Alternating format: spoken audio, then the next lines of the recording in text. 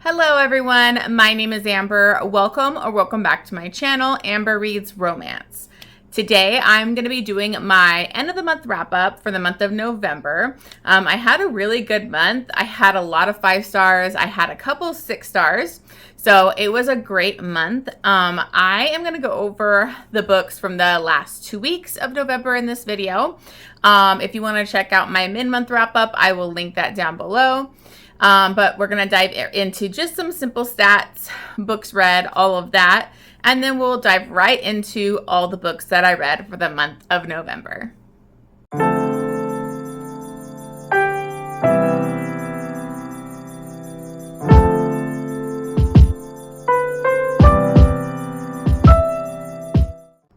Okay, so first I just want to start going over my stats for the month.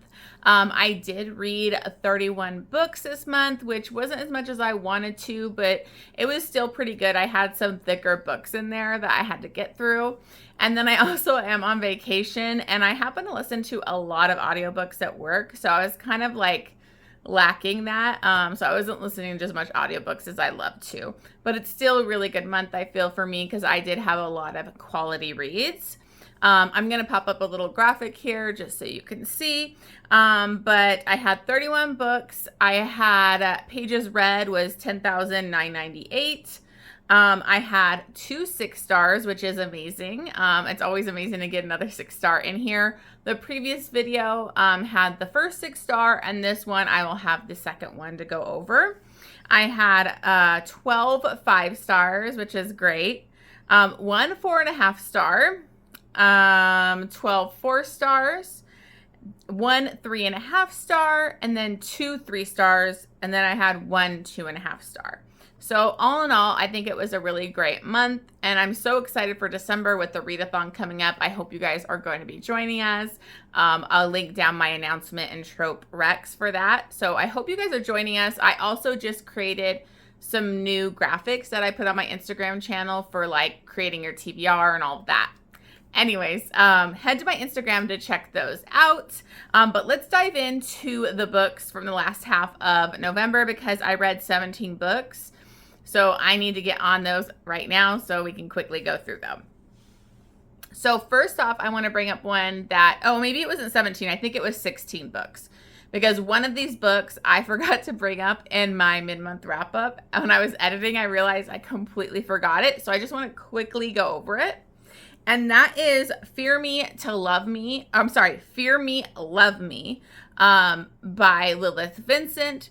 This is a pretty crazy one. It's between Tyrant and Vivian, and it's a big age gap. It's kind of like she wanted to write a book kind of set with that labyrinth feel. So you have a whole like labyrinth maze situation going on where he's chasing down our girl or making her try to find her way through the maze.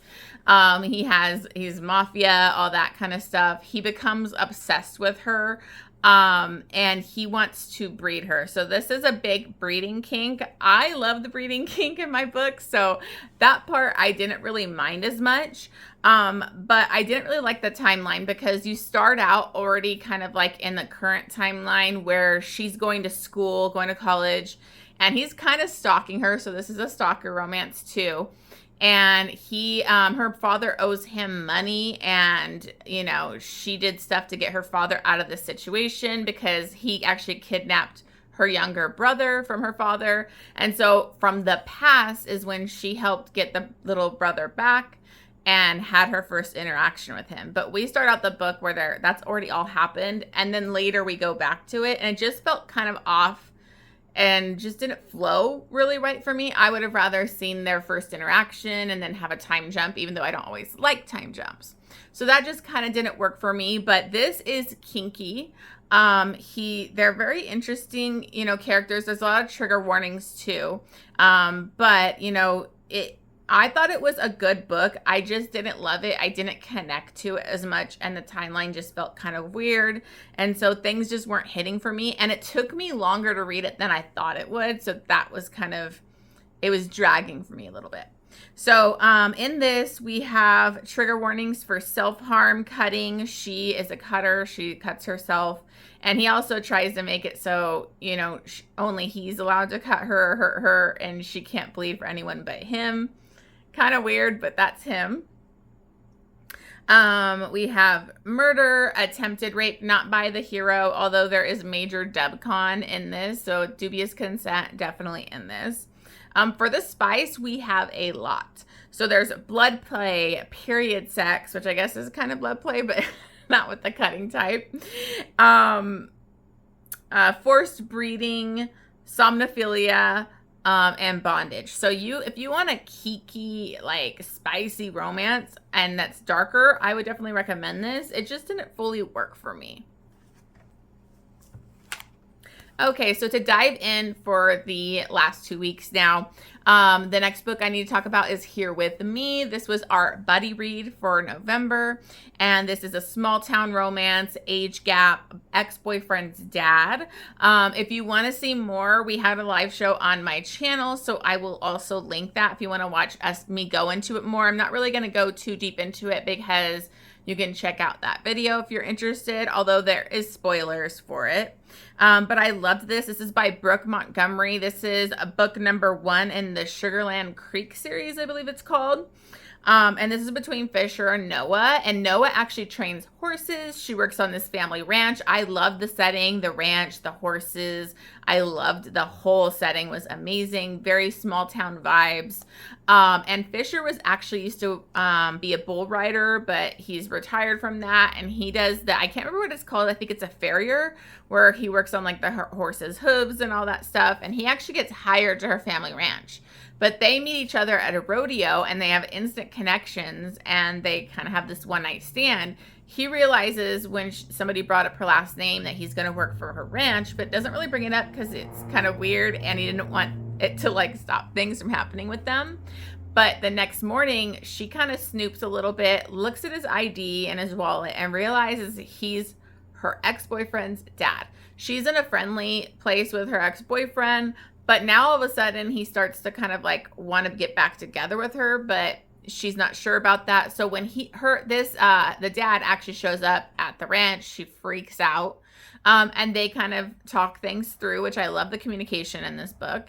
And they become friends, but slowly they start to kind of have a fling there that they have to keep secret because he had some major trauma that happened to him. There's trigger warning for loss of child and depression and all of that kind of stuff, suicidal thoughts. So just be aware of that.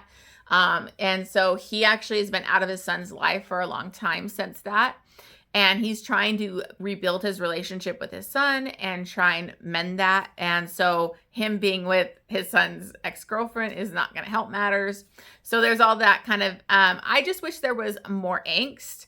I gave this a 4.5 stars because I loved everything about it. I just wanted a little bit more angst for ex-boyfriend's dad, but otherwise it's really feel good. It's beautiful. You know, they have such a sweet romance and I absolutely loved it. And I gave that 3 chilies because once they get it on, it's pretty hot. And I already went through the trigger warning, so I'll just skip that. So the next one I got was an advanced listening copy. I got an audiobook for Tell Me What You Want by Lucia Franco. And this is basically like an erotica romance. I listened to this on audiobook, and this is between Reed and Vanessa. I'm not going to go too deep into it because really it was okay. Like, I think it was a really good audiobook. It's a quick, fast read, but it's basically like pure kind of like erotica romance. And this is, Vanessa is actually a cam girl, and she also has like, you know, influencer, like, so she has this 2 sides to her, but she's making a lot of good money being a cam girl, and she uses their family like cabin to go do her filmings. Her brother's best friend actually just got out of prison and he is actually staying up there and she didn't know. So he kind of finds out what she's doing, and then there's forced proximity where she's up there with him. She eventually like wants him, like she's always wanted him. They had kind of a previous like interest in each other, but she was his best friend's little sister. And so she kind of pursues him pretty hard. And he eventually succumbs to it, but she also wants him to like participate with her so they can do videos on her cam girl thing. So this is really spicy. I think the brothers' overreaction to them being together, he was a freaking ass. So that kind of irritated me. But I mean, they're getting after it really fast. So, you know, I wanted a little bit more buildup to them, but I think the second half you got to see more of their connection a little bit. So I ended up giving this 4 stars, and it is 4 chilies. It's very spicy. So if you're looking for erotica romance, I would definitely check that one out. And the next book that I read was Filthy Hot by Serena Ackroyd. This is book number 5 in the 5 Points Mafia series. As you know, if you've been watching my channel, I'm slowly going through Serena Ackroyd's reading order, trying to read the 5 Points and the, I always forget the name, Sinners and Saints MC? I forget. Anyway, so right now I'm in the 5 Points. This was the next book I needed to read. And this is Aiden Jr., and you have kind of really been building up to his book and I definitely say you need to read these in the order that Serena Ackroyd lists, because you're going to miss out. There's ongoing plots through the whole series, so it's kind of hard to read this as a standalone and know what's going on.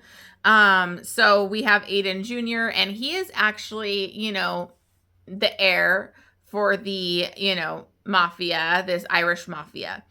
But he had, in like the very first book, there was a shooting and he got wounded. His knee got all messed up and he's been in agony ever since. So he became addicted to Oxy. So just be aware that there is drug addiction listed in here and all of that.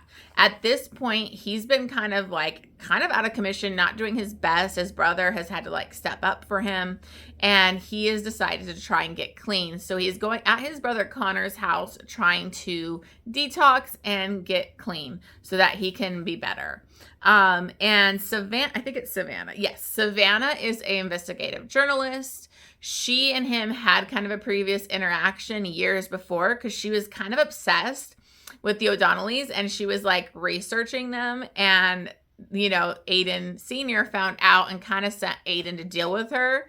And we know what we mean by deal with her, but he was so intrigued by her, basically kind of warned her, threatened her, and they kind of had this nice dinner together where he was like it's kind of like that insta-love kind of feeling that they had, but they never pursued it back then.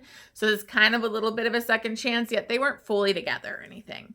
But she is actually writing exposés on this kind of secret society. They're high up in like the politics and government and all that stuff. This has been a society that's been layered out throughout both the MC and the Filthy Beckers. So they're kind of like the common enemy. And so she's doing exposés on them, and you know, now her life is in danger. Somebody had tried to kill her. She actually moved into the same building as Connor O'Donnelly because she wanted to be close to them. And when she gets attacked, she fights back. She's pretty badass. And she manages to get up to like the helipad, which has stairs that go down to Connor's. And so she kind of falls down those stairs, and Aiden's there too.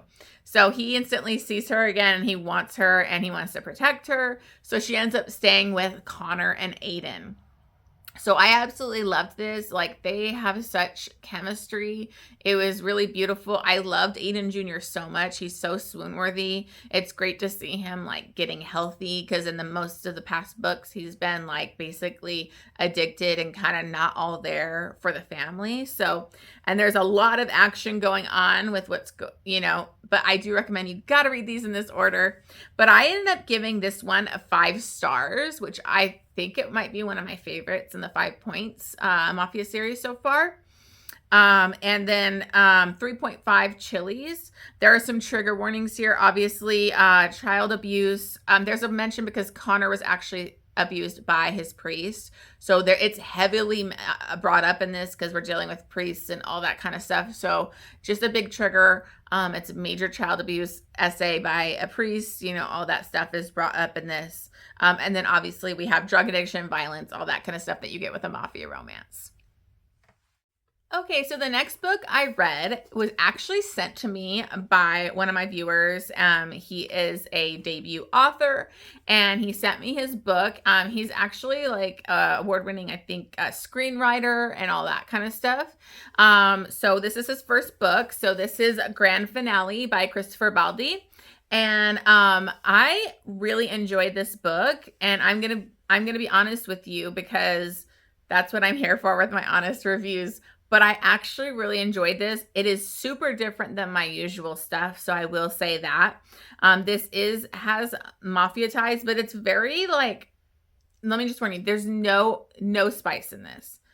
But it was very descriptive and sucked me in. And I honestly, I could tell he was a screenwriter because it felt like I was in a movie. And this is more about like kind of a second chance, but also like a goodbye, because our hero in this is Sal, and he's like in his 70s, and he's in like kind of this, it seems like a retirement home, but it's actually, he's also still on parole from stupid convictions that he got, mostly around like money and stuff that they could get him in, tax evasion kind of stuff, if I remember correctly. But he's staying there, and he happens to have like this incident where like the dog comes in his room and lays there, and everybody at this place, like once the dog comes to your room, like you die like 4 days later. So he knows like he's gonna die. And so he basically approaches his grandson, which he's had no relationship with because he didn't have any relationship with the mother or anything, or he wasn't part of her life. So he actually asked his grandson to give him a ride because he needs to get to this island. I think it was off the coast of Massachusetts, if I remember correctly. Sorry, I can't remember. But it's this island that he went to in the 70s, and he had like this kind of summer romance with this girl there, but he had to leave abruptly because he was actually sent there to kind of send a message. He wasn't really like, he was in the mafia, but he more dealt with money and stuff. But this, the Don basically sends him there. You have to do it. And he's supposed to like burn down this guy's house, but he's always home. So he basically ends up being there like the whole summer. And he falls for this girl, but she has no idea who he really is. And things happen where he has to abruptly leave without saying goodbye. So he wants to go to this island and basically like have one goodbye kiss with her, talk to her, see her again. So it ends up being this interesting little road trip between his grandson, him, and then his grandson's best friend, Ricky. She's a female, but it's his gay best friend. And they all go to this island together, and it's just hijinks ensue, and him trying to kind of make amends. He thinks he just wants a goodbye kiss, but it's so much more than that. It's like making amends for what happened and kind of saying goodbye. And surprisingly, like, I was really emotional at the end of this book. It really had that old couple coming together and like saying goodbye, and not like it's just so sad, the angst of like they didn't get their shot. I don't know. It really surprised me. But this is very different. It was like told in third person POV, and at first that kind of like threw me off, because usually you don't read like mafia or contemporary like that, but I still really enjoyed it. And you really got to like each of the characters. This guy was such a grumpy little shit, but like by the end of this book, I really loved him. Like I felt really bad for him that he didn't get his chance at like being with the woman he loved. So this is going to be kind of different than my usual recommendations, but I actually really enjoyed this. I gave this 5 stars because I cried at the end. And I don't cry in a lot of books. I usually say that, but I've cried a lot lately with specific authors. But this got me. I felt like I was watching a movie. I just really enjoyed it. So thank you to Christopher for sending this to me. I always appreciate that. Okay, so the next book that I read was An Offer from a Gentleman by Julia Quinn. I am trying to read through the Bridgerton series because I have not read any of those. So this is this is the 3rd book in the Bridgerton series, and this is between Benedict and Sophie. I'm going to be doing a vlog for this later. They're not really doing that good on my channel, so I don't know how much deeper I'm going to go into it. They'll probably be pretty quick videos. But this is basically like a Cinderella retelling. I loved this one so much. This is the first 5-star that I've given one of the Bridgerton books. Like, this book was historical romance perfection to me, with like a Cinderella retelling and like a swoon-worthy hero, and it blew me away. So we have Benedict and Sophie, and Benedict is one of the Bridgerton brothers. He's kind of like the second in line, so he's not really, he's kind of like the second son thing going on. And Sophie is actually like a bastard of a nobleman. I can't remember what his title was, but he raised her in his house, but she wasn't like his heir or anything. But he did raise her and take care of her education. So she's highly educated. She could speak French. She's been tutored. She's really well educated. But he ends up getting married, and it's like kind of like the evil stepmom and her daughters. One daughter is really nice to her. The other one is pretty evil. And he dies, and she's basically becomes their like maid kind of, and she has to do everything for them. Well, one night she gets help finding like a dress and all this kind of stuff, and it's a masquerade ball, and she gets to go because the other servants help her, and she kind of sneaks to this masquerade ball, and she has a run-in with Benedict. They go outside, they have this amazing kiss, kind of trying to dance, and he is like smitten with this woman, and she has to disappear by midnight. So she runs away, and he happens to find like she had like, I think, a handkerchief or something that had like the family crest on it. He tries to go find her, but he's only seeing the other sisters there. So the mom knew she had gone to that party and basically like kicks her out. And so it's like a couple years later, and she's a maid in another household. He ends up saving her from almost getting like raped by these guys, and they kind of go off to his place for a little bit, and then he offers to get her a job in his mother's household. So I won't go too deep, but it was amazing. I loved this. I love the mother. She's like my favorite, and in this one she really shines. Like, I love the Bridgerton mother. Like, she's the best. So I gave this 5 stars, and I believe I didn't write the chilies. I don't really know. I think it's like a 2.5 on the chilies, but I loved Benedict so much, and I'm so excited that I finally got a 5-star out of the Bridgertons. The next book that I read was Lords of Pain. This is by Angel Lawson and Samantha Rue. This is a reverse harem, bully, college, new adult kind of thing. It's the craziest setup. It's like, it's also her stepbrother. So her stepbrother and his friends. And the beginning of this book, it literally starts out like almost like Untouchable, where they have non-con, where they force her to give a blowjob, and she ends up disappearing after that, leaving, going to school somewhere else. Her stepbrother is like obsessed with her. He's pretty like crazy psycho too. So and his friends were really into her too. But she got a stalker, and so she ends up coming back and going to their college, to their frat, because they're like the lords, and each frat basically gets to have a woman that's kind of like, they're almost like their sex slave, does whatever they want for a year. And so women are like all vying for this because they get like certain privileges. And so she goes to become their lady because she needs their protection. She doesn't tell them that she has a stalker that is a pretty crazy stalker. So it ends up being this whole weird thing between all of them. And so we have Killian, which is like kind of like her evil stepbrother. Tristan, he's like the suave, sexy, sweet talker, bad boy too. And then Wrath is more of like the, he's a pianist, and he's, broody and all of that. So, and I thought this was interesting. I know it's like the setup is so crazy and over the top, but I couldn't put it down. So I gave it 4 stars. There's 2 other books. I'm going to be reading those hopefully in December, because I wanted to continue right after I read this. But I mean, it's really spicy, 3 chilies, and there's a lot of bullying, dub con, all that kind of stuff in there. Okay, so then I read The Pucking Wrong Number by C.R. Jane. This is the first book I read by this author. And I saw that they did like a hockey romance, but it was like a dark hockey romance. And I do gotta say, I was kind of irritated because I saw so many 1-star reviews on Goodreads where they were going off about how this isn't a hockey romance and it's dark, and all this stuff about him because he's like a stalker. He does very manipulative things to get the girl. And they were like complaining about that. And I'm like, she literally warns you in the beginning of the book that this is not a typical hockey romance. It's a dark romance. So I don't know what they're talking about saying it wasn't that like promoted that way. I don't know. I loved it.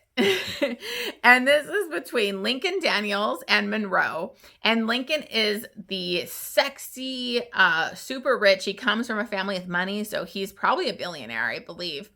And he's like that sexy pro hockey player. And he happens to send a text to the wrong number by mistake. And this is Monroe. She's came from like really her life has been trauma after trauma and struggling. But she's a really amazing character because she works really hard to better herself. Her mother died like from overdose and she kind of prostituted herself out for drugs to guys. And so she died at like a really young age. I think she was like 10 or something. And so she was put into the system and she lived with different foster families. In this book, she ends up having to run away from like her current situation right when she's about to graduate because the father is making moves where he is going to like probably rape her. So she ends up going on the run. She has to live in like a shelter. And then now she's working 2 jobs and going to night school and just barely getting by. So she really has a tough life, but she works really hard.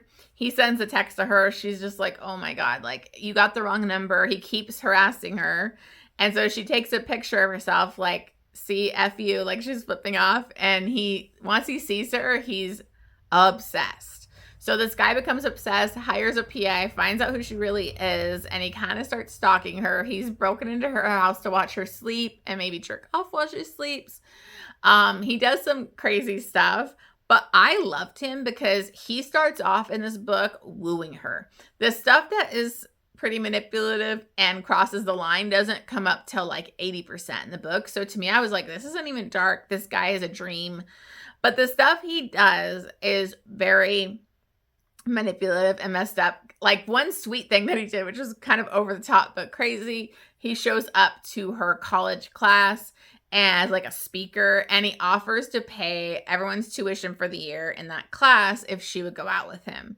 So of course she's going to go out with him. So like he basically woos her, like, you know, he's trying to, and the things that he's doing, this is what I didn't have a problem with, even though he did some fucked up stuff, I didn't care because he was making her life better. He tries to make it so she doesn't have to work 2 jobs and she can focus on school. It's not like he's telling her you can't go to school either or controlling her. But when she finds out, of course, the things that he's done, she gets pretty upset and is going to leave and he's going to keep her there. So that happens near the end, but I absolutely loved it. He was so over the top, unhinged, obsessed, you know, pining hero. Like he was everything and he was freaking hot, you know? So, and I gotta say the praise in this book was unbelievable. I love praise and Lincoln praises her so much. He could tell she needs that from her life of not being praised or acknowledged or loved. And so he always like feeds her these praising compliments and is just so swoon worthy. So I loved this. I gave it 5 stars. 3 chilies. I loved Lincoln. I can't wait to read the next one where it's about his best friend. There's a lot of hockey in this too, which I really enjoy when it's heavier in the hockey and his friend, him and them have like a really great relationship. So I can't wait to read the next one. I would definitely recommend. Then I read Grimstone by Sophie Lark. I was kind of nervous to read this because I liked Binks, but it really didn't hold up to me.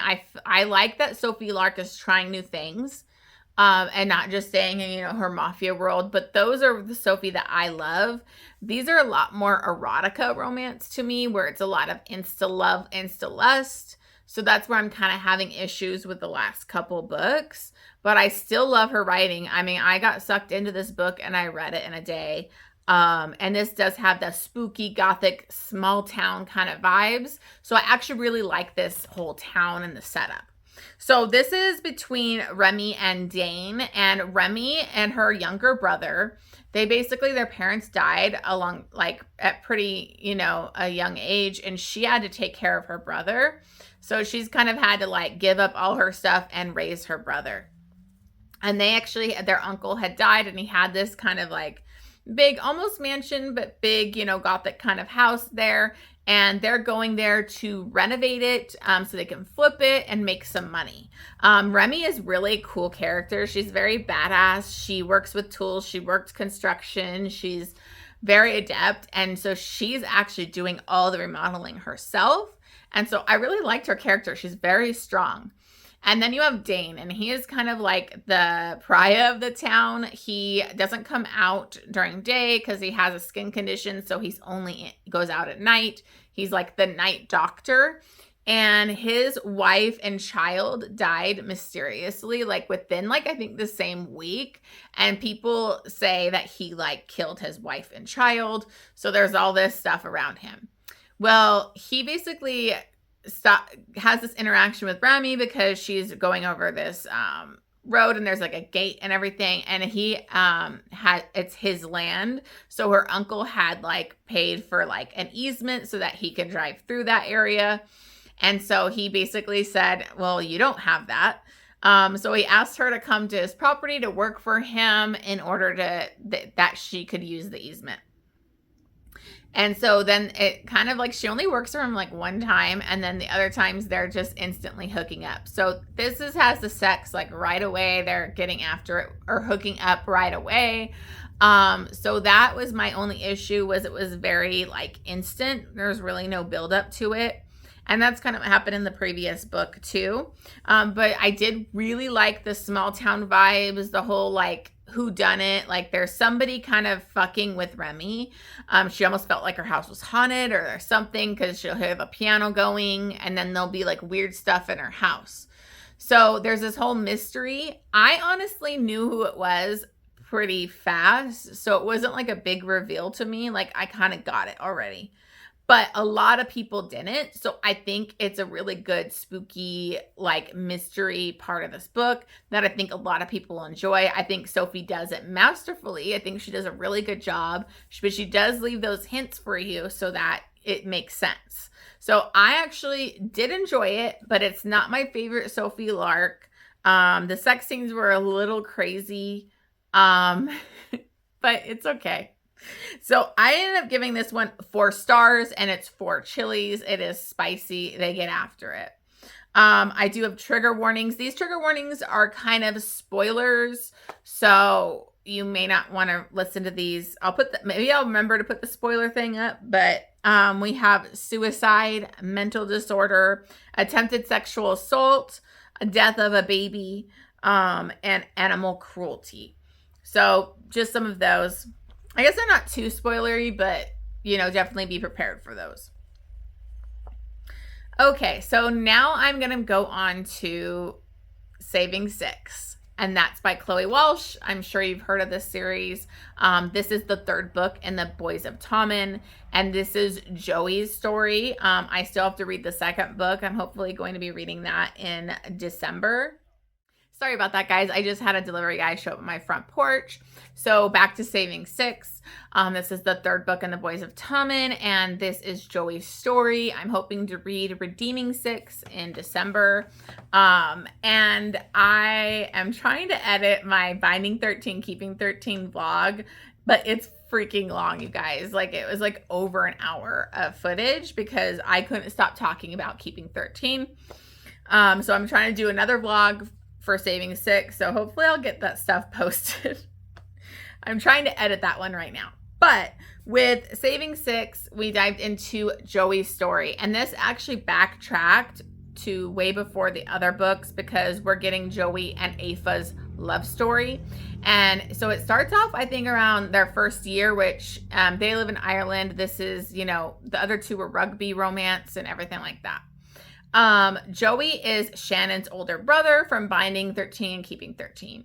And he was the reason I bawled my freaking eyes out in that book, the Keeping 13 book, because he has so much weight on his shoulders. He is her older brother. He basically has been working since a young age, taking care of all her brothers and sisters, getting his ass beat by his father.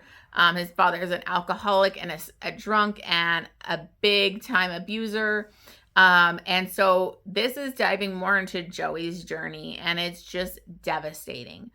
This book is so hard because Joey, I already feel like I love Joey. I feel like he's a part of my heart from keeping 13. And now you get to see everything that he's going through. And trigger warnings, he does have a major drug addiction. He has, from an early age, like 13, basically been working, being the man of the house. He has to work to provide like groceries and stuff for his family because his dad doesn't work. And there is major domestic abuse in this, so just be aware of those triggers. It's very heavy, but it's such a good book. I can't recommend this series enough. It's definitely worth the hype, and Joey is just so heartbreaking. So this goes back to their first year, and we're slowly kind of catching up to the current timeline that was started in Binding 13. So you get to kind of see everything that went on. Him and Aoife were like, he wanted her the first day he saw her, but he ended up pushing her away, and they just became friends because he works for her father and he needs that job, and because he has such a bad home life and he doesn't want her part of that. And so he kind of pushes her away. So you have a slow burn with these two because it's years of them being friends, of her wanting to be with him. She's so loyal and giving and such a kind person, and she wants Joey so bad. And so when he finally does let her in, it's so freaking beautiful. I mean, like, I just love him so much. But, you know, this is only the first part of their story, and I know it's going to kill me reading Redeeming 6 because it's going to go into all the heavy stuff that happened from, like, Keeping 13 and probably past that. So, love it. I'll have more thoughts on it, obviously, but this, of course, was a 6-star read. I was crying my eyes out again while I would listen to the audiobook, like, cleaning the house, like, it's crazy. Chloe Walsh is a masterful storyteller, and she does such character growth and character building in her books that each of these characters like mean something to me. So I absolutely love it. I couldn't recommend it more. This one does have more spice than the other two because once him and Aoife do have sex, Aoife likes it. She's very vocal and she enjoys it. So I gave this 6 stars, and I think I gave it 3. No, I didn't. Hold on. 3 chilies. I did enjoy it because, I mean, it's not super spicy, so it could be 2.5, 3, but it's fantastic. If you haven't started this series, please start it. It's worth it. They are big books, but it's worth it in the long run. Then I read Mafia Target by Mia Finelli. I don't know why I haven't read this book. It was on my Kindle for like a year, I feel like. But the new book is coming out, and I got an ARC for it, so I needed to read this. And this is a male, obviously Mafia book. This is the 4th book in the Kings of Italy series. I've absolutely loved the first 3. I did really enjoy this one. I was highly anticipating this, and I had really big hopes for it because I love Giulio, and he was actually, you know, the son of Fausto in the first 2 books. And so he was gay, and, you know, the mafia feels about gay, you know, so he basically, his dad kind of lets him go, and he's kind of been in hiding for years, using different aliases because somebody tried to kill him and killed his lover. And so he's trying to find out who they are and go after them. But also, if you need to read these books in order to get the full story. You really should, because in the previous book, the character, Enzo, he actually put a hit out on Giulio as a way of attacking his father because him and Fausto had like a war going on. But so we had a hit actually put on his father first by Enzo.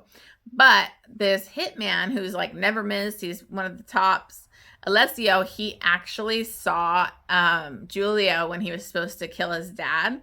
And this happened in like the first couple books. And he saw him and he was like so kind of distracted by him, immediately into him, and kind of missed his dad. So, I mean, he does shoot him, but he didn't kill him. So now Enzo has that over his head, and he's like, it would ruin his reputation. It'd be bad for him. So he's like, you have to kill his son. So he's basically kind of following, stalking, but he's not killing him because he's got this major crush and is super fascinated by Giulio. So it's kind of like this weird push and pull between them. And then, they end up getting stuck like on this island together where, he's going to kill him, but he doesn't. He keeps interacting with him. It's like he can't kill him. He wants to be with them. So this one I thought was really good, but it just kind of missed a little something for me. There was a lot of sex in this book, and I think that might have been it, where it wasn't enough like build up to them being together, like to hit that spice. But I still do think it's really good. It just was not as good as the first three to me. And so that kind of bummed me out. But I did give it 4 stars and 4 chilies because it is super spicy. And I actually loved the characters individually. Like, I really did love the characters, and I do think they had good growth. I just think it wasn't hitting for its mark for me for some reason. So it might be a me problem. I think it's still a great male-male romance for you.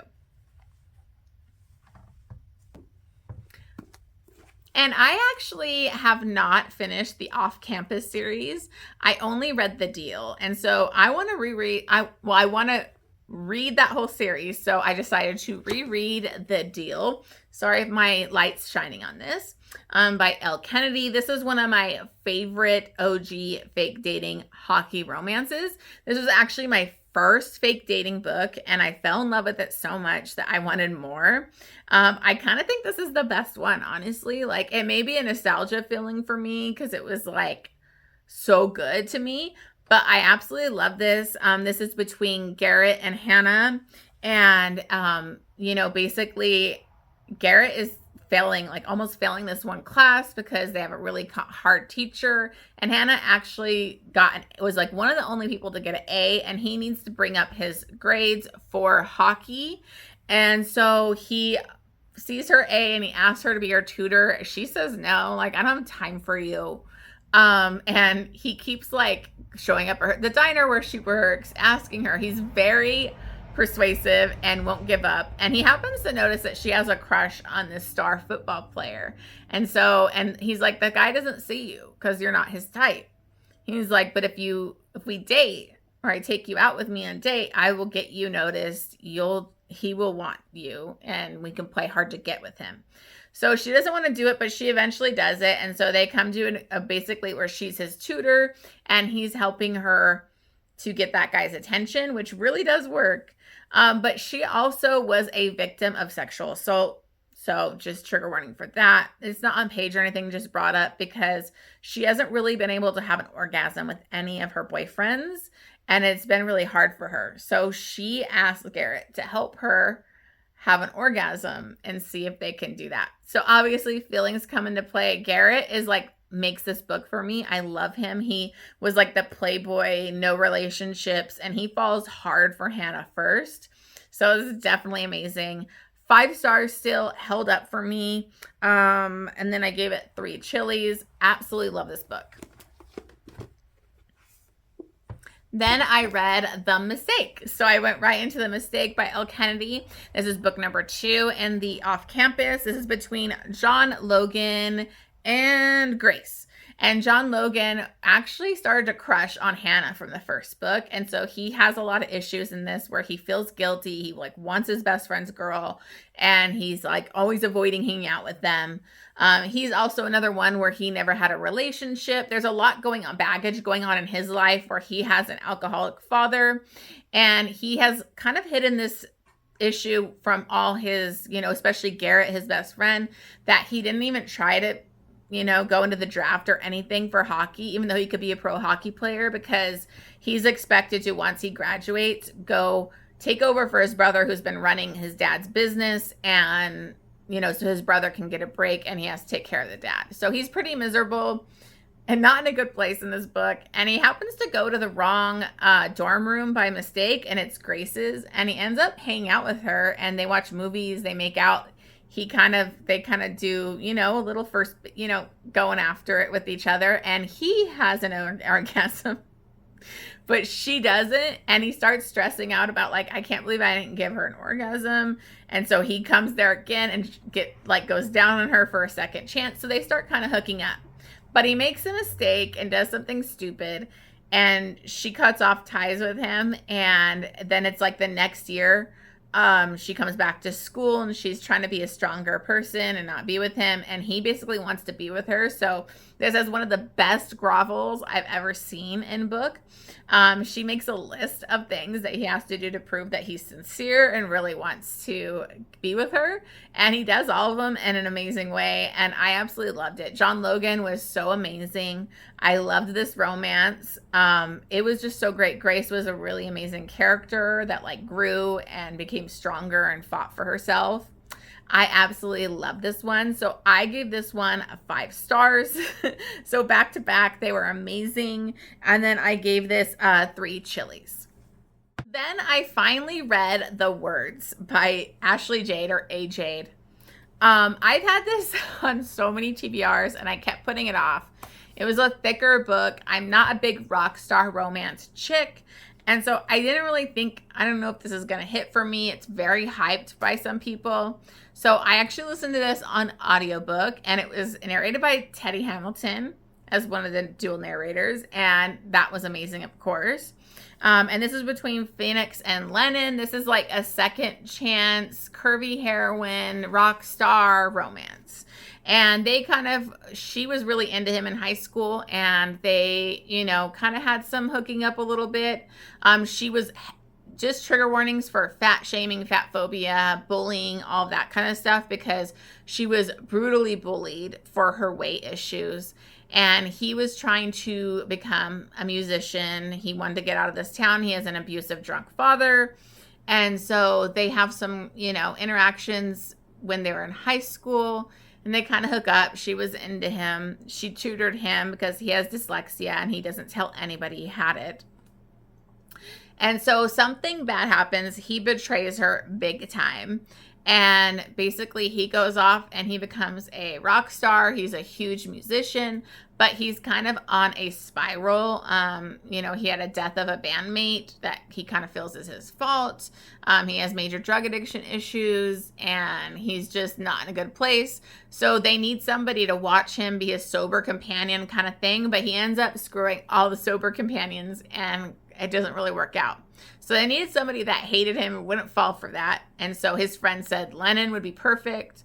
So they end up getting her to do that. And it's basically this like enemies to lovers. And her dad, has, I think, early set dementia.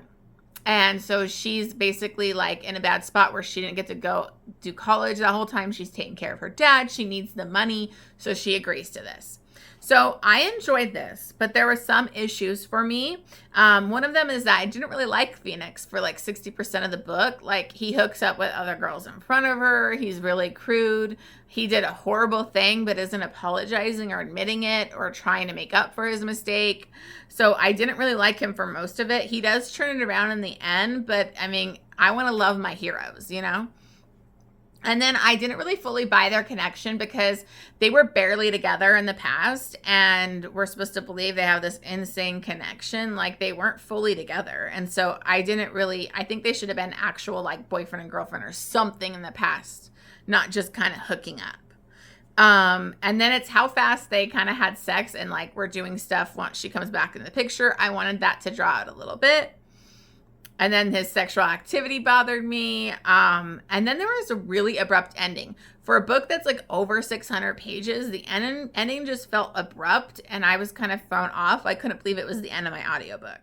Okay, guys, sorry about the probably a quick edit here, but my phone died. So let me just finish with the words real quick. Pretty much wrapped it up. I did enjoy it, just didn't blow me away as everybody else's kind of ratings were. So it might be a me thing because I'm not really that into the rock star romance because of the sexual activity, the cheating, he doesn't cheat on her, but it's just, it grosses me out kind of.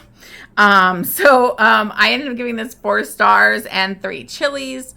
And it was a really good audiobook. So I definitely recommend the audio. Quickly, I'm going to go over a novella, Do Me a Favor by Jessica Kane. Just felt like throwing a novella in here. This wasn't that great. It's like, I gave it like 3 stars, 4 chili, super spicy. This is a typical Jessica Kane, over the top, crazy hero. This one, it's like a ballerina. Like the plot like was so ridiculous. I don't even know how to explain it. Like a ballerina that like her coach or whatever you call it.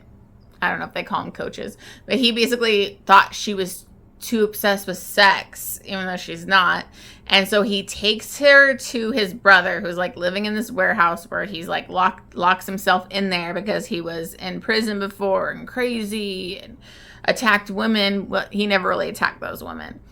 But he takes her to her brother, locks her in there for the night so that she can be cured of her interest in sex because he'll do her dirty and all this stuff. It's so ridiculous. I mean, it was crazy. I mean, it's just typical Jessica Kane. I think if you go in knowing what you're getting, it's fine. I gave it 3 stars. The ending was so over the top, this whole like climatic scene. And I was just like, okay, this is ridiculous. But I mean, it's like 60 pages. And so I gave it 3 stars. I read another novella, but I've been wanting to read this for a while. I became a fan of Nikki Harris this year, and she had been announcing like on her Instagram that she was going to be doing these novellas, just some smutty fun. And this is Curvy 13. This is the first book in the Curvy 13 playlist. And this is actually like a dark novella. So we have our heroine, and she is actually like a book talker. So I thought that was kind of funny how she like kind of did this, like probably some of her fans. So she's like a curvy heroine. She's a book talker. She's obsessed with dark romance. And then we have 2 brothers who actually kind of hold her captive a little bit here, because their brother is on trial. She's on the jury. And so they basically, like, it starts out where she gets out of the shower and one of the brothers is there. He's wearing a mask. I love men in a mask. And he basically kind of, it's a dubious consent in this. And, you know, and then his other brother shows up and he's like pretty crazy, but like he's like instantly in love with her and he has like some issues. So he has a lot of previous trauma. I loved him. So the brothers were Donnie. He was kind of like the aggressive first one. And then Tyler's like the sweet. He was also like a pianist and stuff. But he has some major trauma with like child sexual assault and all that. So she ends up kind of stuck in the house with them, except for when she goes to the court, because she needs to kind of try and get a not guilty verdict for their brother. So that's what this novella is. It's pretty crazy. There is so much spice in this. I mean, you've got like dubious consent, you know, a little bit of bondage, a little bit of DP going on. The brothers share her. So it's fun. I gave this 5 stars. It's 4 chilies. I had a great time with it. Then my last book that I read was Until Tomorrow Comes by Adelaide Forrest. I've been wanting to read this forever, and these are actually available on Audible Plus. So check it out. If you have Audible, you can get these. So this is the first book in the Beauty and Lies series. And this, I really love the Blondie Crime Syndicate series. I still haven't finished it, but this character, Rafe, is actually introduced in that. And he happens to he's helping out that mafia in, you know, the United States. While he's there, he happens to see this young girl. She's like 16, I think. And he becomes obsessed and he wants her. And they basically tell him, like, you can't have a girl, like a young child. Like, that's not going to happen. We're not going to be okay with that. And so he basically sets up one of his, you know, mafia people that's younger to befriend her. And basically kind of, he has people watching her till she becomes 18 where he can take her. So he gets it set up where her and this friend of hers, a couple years later, go to Ibiza, and they're going there for a vacation thing, she thinks, or like, I think she like won some type of competition, but it's all set up by him. And so he woos her while she's there. So he's obsessed with her. He's diehard. She's going to be mine. And he woos her. They have this kind of like, she's like, okay, well, we can have a week-long tryst while I'm here. And he's like thinking, no, like she's never leaving. So it's pretty crazy. He's over the top, possessive, obsessed, like wants this girl.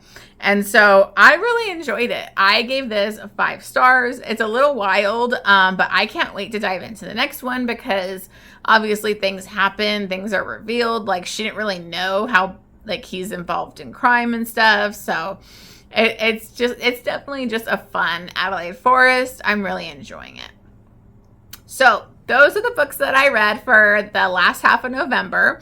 Thank you so much. I know this is another long video. I'm still debating if I want to do weekly wrap-ups next year or just keep doing this. Let me know your thoughts if you think I should do that or if you're okay with the longer videos. As always, please remember to like and subscribe. I've been almost doing this for a year and I really appreciate all your support, but I definitely need subscribers and, engagement in my channel. So please like and subscribe and I will see you on the next one.